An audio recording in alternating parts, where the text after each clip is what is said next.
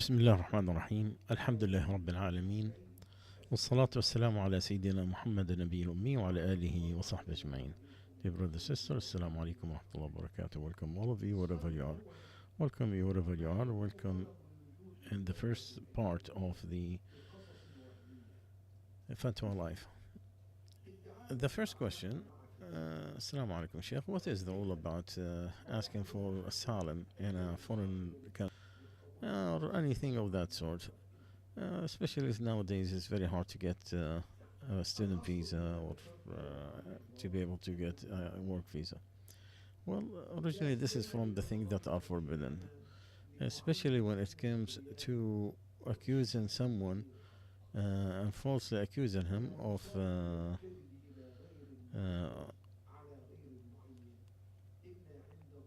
and you don't accuse except that there is a necessary, and the believer is not a liar, and the lying is one third of hypocrisy because it will lead to fujur, which will lead to the hellfire. And to accuse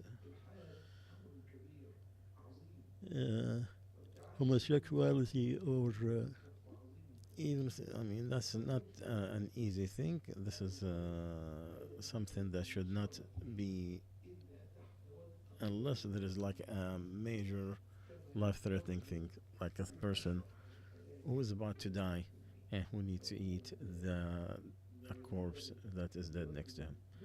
And a believer in Allah and the hereafter should not get himself in these tunnels of falsehood. May Allah protect you and us from any harm. Second question. My friend, she found out that her husband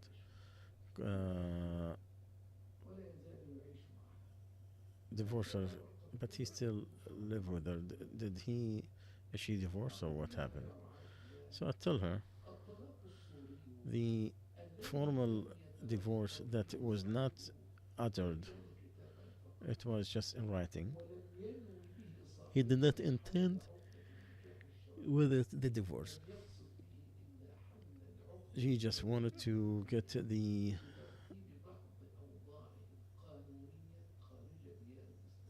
it's just for like legal issues. That is not a divorce because narrating the divorce from the forms of talaq that does not happen except with the intention in the best of saying of the scholars, which is the intention of divorce with no hesitation as the success for both of us. Another question.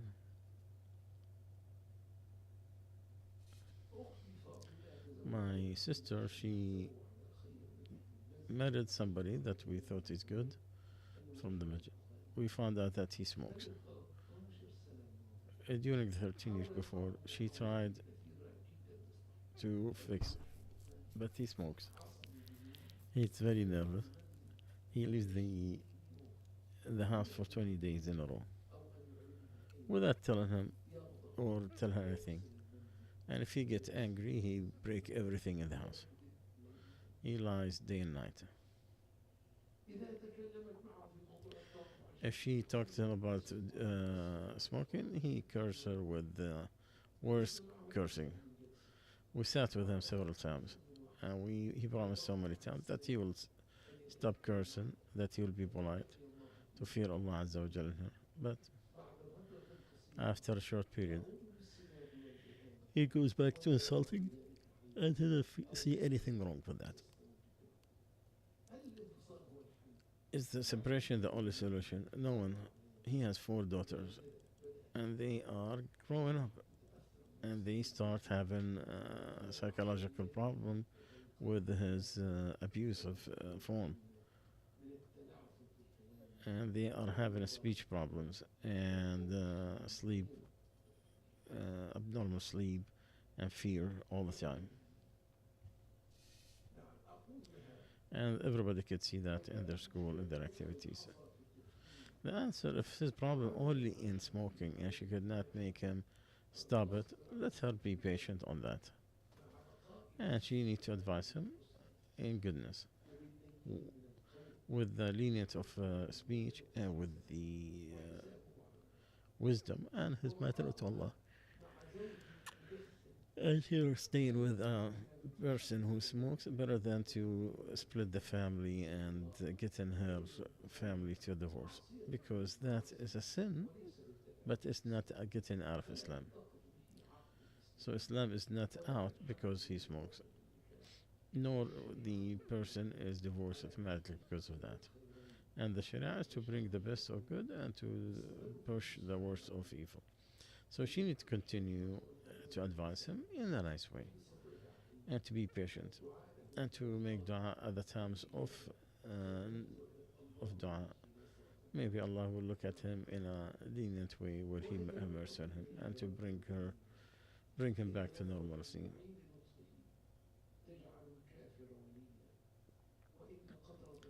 And a look of kindness and gracefulness from Allah makes this believer a believer.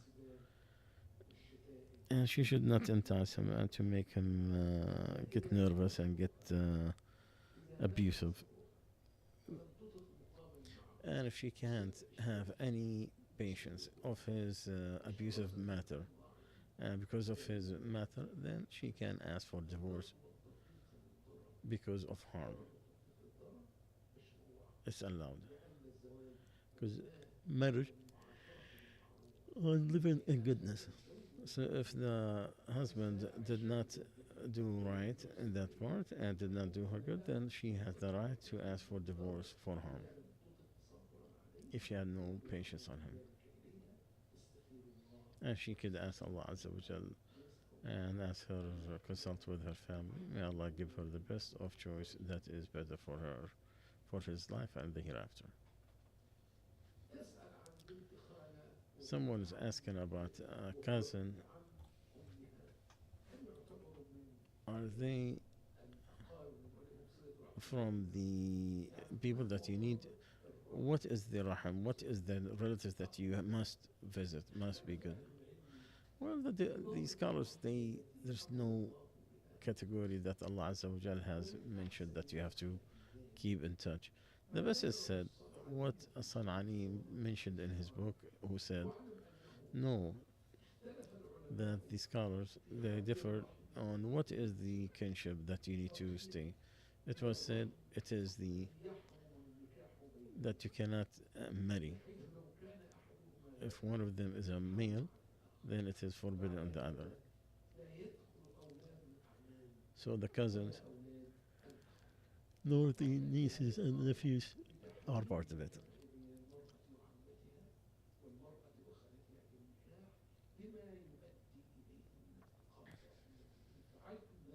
And the reason they said that the person cannot marry his aunt, his daughter, because that would cut the severe the kinship. As was said, whomever between him a relationship, any relationship, what is commonly relationship, whether it is from the inheritance or not. And the kinship, as Al-Qadi said, are different levels. Some are higher than others. The least leave the dissertation and to keep even by saying salam. Just not to desert or sever the relationship, even if you make salam. And that's different from the capability and the need. Some is required and some is recommended. So if they kept any relationship but they didn't reach the highest part of it, it's okay. If he is short in some of the duties, it is okay. And Al-Qurtubi said it is the general and special. And with the religion, it is to be good and to be fair and just and to do the rights. And the special one, that it depends on the expenditure on the close one and to check on his situation and to take a blind eye on their flaws.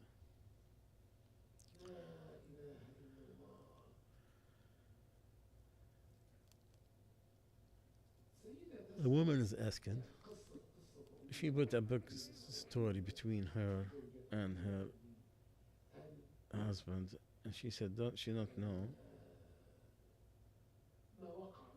whatever happened between them is considered divorce or not, and how many divorces happen. I tell her, my sister, if you don't know whether there's a divorce between you two or not, and you are the one with calamity, the mufti cannot know.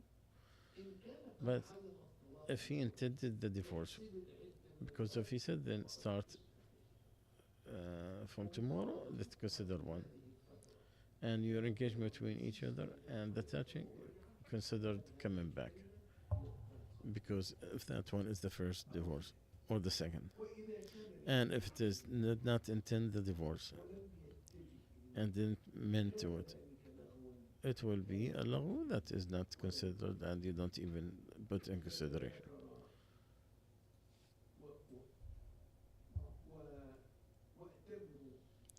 So consult in goodness and may Allah give you grant you success. Can you make udhiyah on a person who got murdered? I asked her that, and at least 6 times. Last time I answered you. If you go back to last episode, you found me that I answered you. I tell you my problem. This is from the disputed matters between the scholars. Some who said it's not udhiyah on the person who died, whether they are martyrs or not. Their proof that the Prophet ﷺ, too many relatives and loved, they get murdered. His uncle Hamza, and we don't know that he made udhiyah on his behalf. You make udhiyah on yourself and your household, and include with the intention whomever you want, that you want to give that reward. Another scholar said it is okay to make udhiyah on the deceased, even if there's udhiyah an individually separated one, because that is from the charity and the supplication of the alive. There is benefit to the deceased. So as you know, as you see, it is a disputed matter between the scholars, some who allowed it and some who did not. Someone who said it is okay, it's just like charity in behalf of the deceased. And the other one forbid because he alayhi salatu wasalam didn't do it from any of his relatives.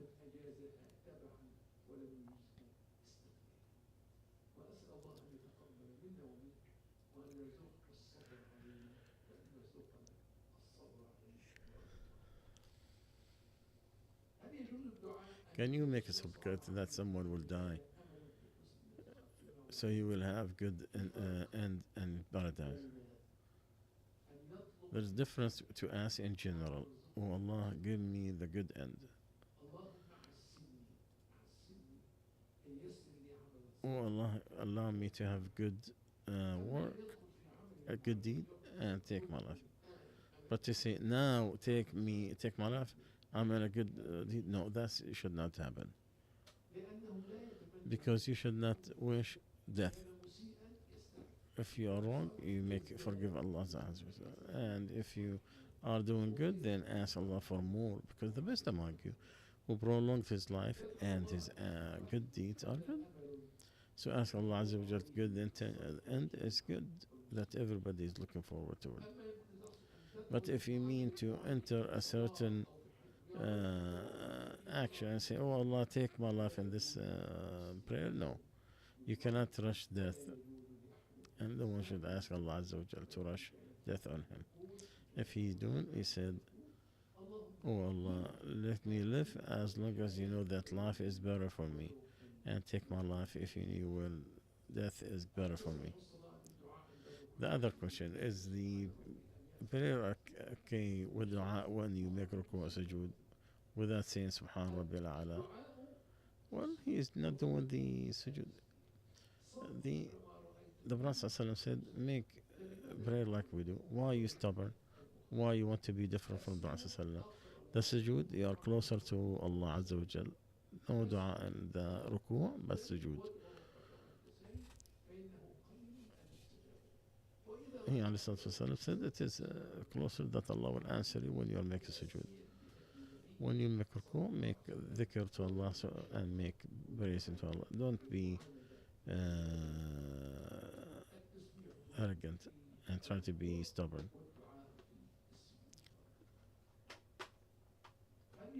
Can you say Bismillah for eating or win your soul without saying it? Yeah, but if you want the reward and you came with the sunnah on its form, you have to utter it. Even if you move your lips without to make it on your heart, it is a good intention. It is a good deen, but it's not the same way of the heart and the tongue. When the tongue and the heart, then the worship of both comes. That's if you stand in your prayers and you said Al-Fatiha in your heart only. You did not move your lips. Your prayer is not voided because you did not make the Fatiha. And there's no Fatiha for if you just utter your tongue. Your lips has to move.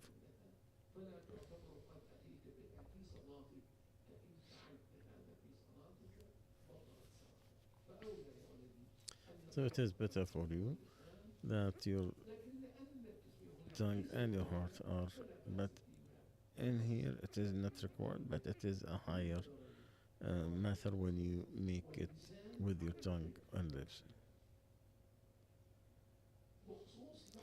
As far as the meat of the people of the book, some went to Latin America, and we know they're Christians. We don't know how they slaughter. Can he eat their food? My son,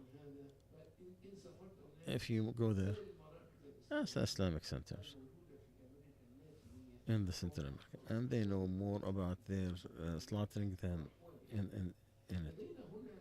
In here, we have made studies, and we have a conference under what is allowed and forbidden from the food and medicine outside Muslim countries. And we mentioned in general the slaughtering of the people of the book, and it's allowed unless you know it was dead.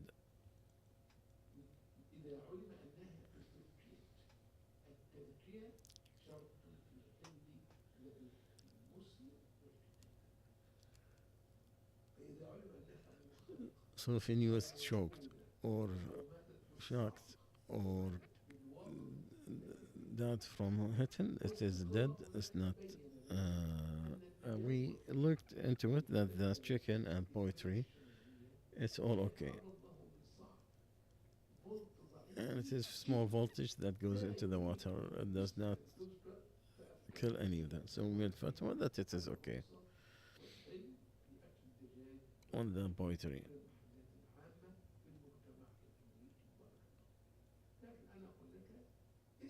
But always ask the Islamic centers in Latin America when you go. First of all, you need to go where the Islamic center, wherever you go, so you can pray and pray Jum'ah. So you'll be with the Muslims because the masjids are the Noah ark, and you want to be attached to it so you can survive. When you take driver license, can you ask someone to make it easy in the formalities to save time without giving bribe? And if you can't find someone except without bribery, well, to ask somebody to intercede to help, it is okay. But the bribery, it is from the major sins, and there's no break in it except it is the only way to find your right or to throw harm. That's when it is allowed for those who paid it, and it will be a curse on the person who took it.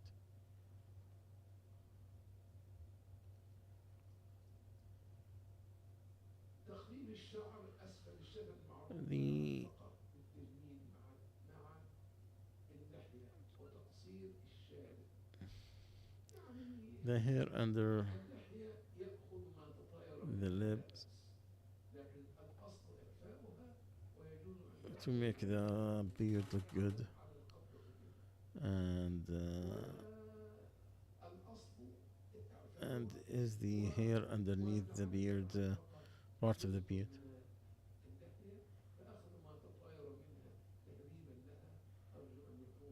So, to beautify it, it is okay, inshallah.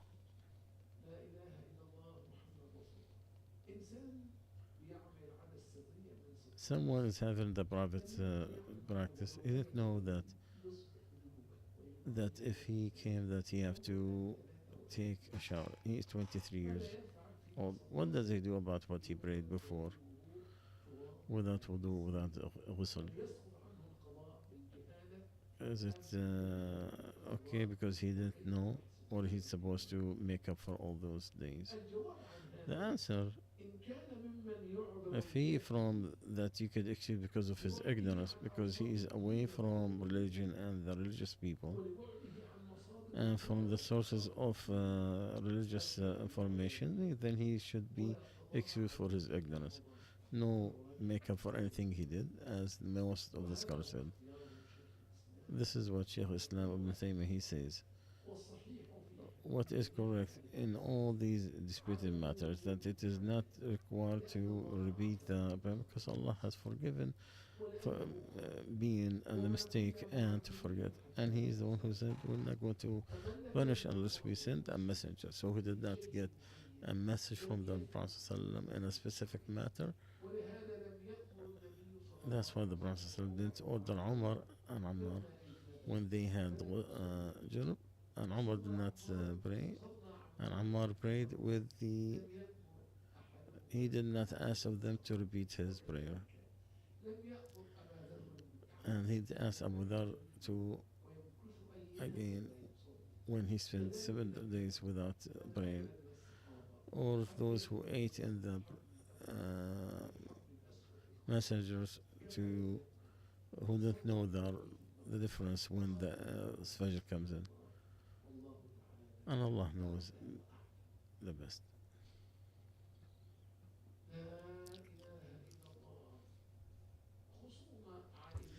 A dispute, people accusing each other,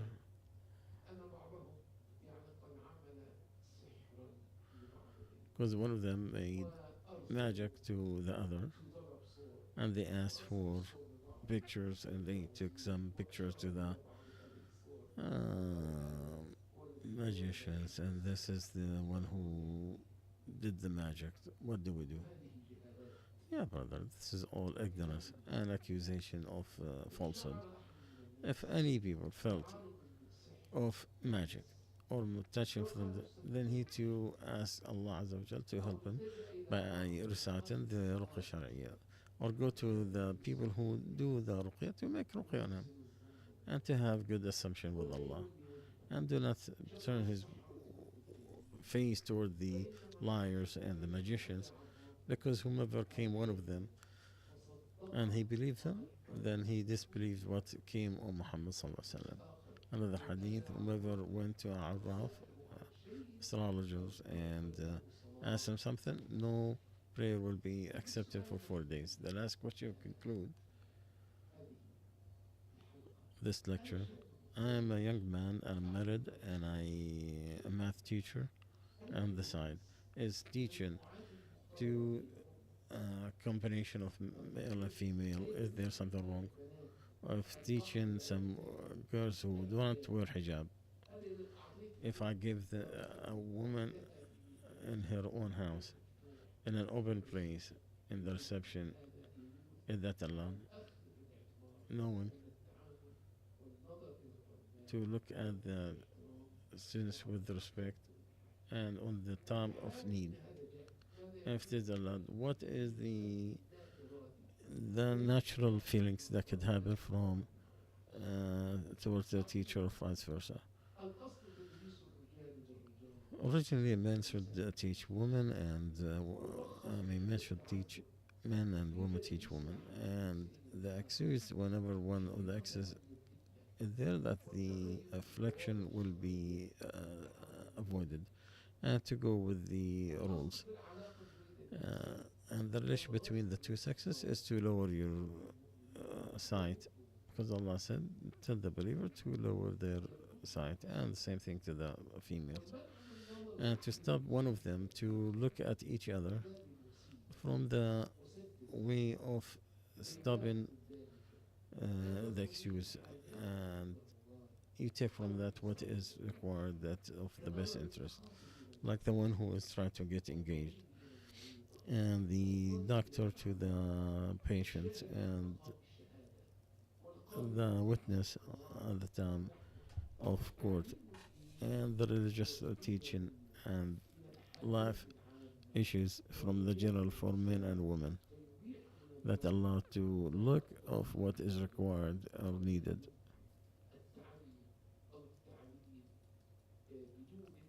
With the education will not happen without it. And the woman looking at the man is very big different than the man looking at a woman. So it is okay for what you have mentioned at a time of need, with the protection that you try, and not to look, and no isolation and the doubt. And the bit is better for the youth to avoid these kind of situations as much as they can, unless there is a definite need, and there's nothing better than safety. So if there is a need, then they could take the ease that is allowed, and the heart tilting on the natural things that you did not bring, you did not follow, inshallah, within the things that are forgiven, as long as does not lead you to do something wrong, something that forbidden, or to do something that is forbidden. And we ask Allah Azza wa Jal the good wealth, and Allah will conclude today, and hope to meet you in the next meeting, inshallah. Until we do, we say Assalamu alaikum wa rahmatullahi wa barakatuh.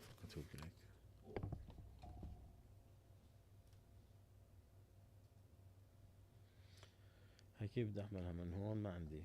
اي لا فيها. فيها؟ لانه مو خضراء.